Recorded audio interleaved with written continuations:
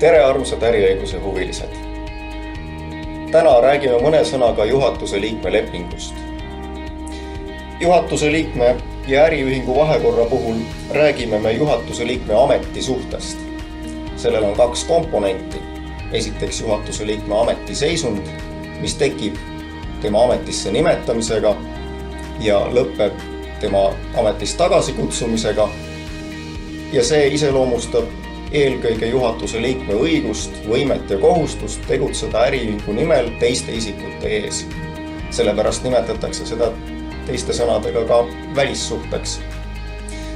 Välissuhte sisu annab seadus ette ja selle kohta eraldi kokkulepet juhatuse liikmega sõlmima ei pea.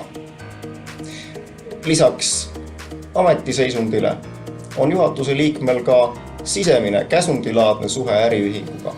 Selle sisuks on konkreetse juhatuse liikme konkreetsed ülesanded ja teenistustingimused selles äriühingus. Erinevalt töölepingust, mille sisu annab seadus küllaltki täpselt ette, käsundisuhet seadusandja ei reguleeri. Ja seda ei olegi alati vaja teha, sellepärast et näiteks kui osaühingul on üks osanik, kes on ka ise juhatuse liige, ei ole tal oma osaühinguga mõtet oma käsundisuhet täpsemalt reguleerida.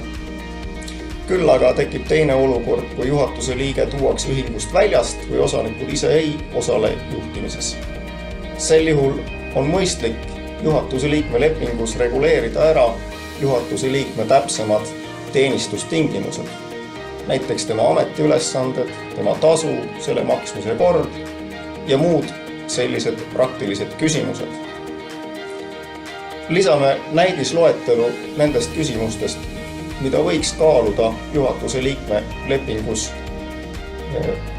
reguleerida allpool oma kodulehele.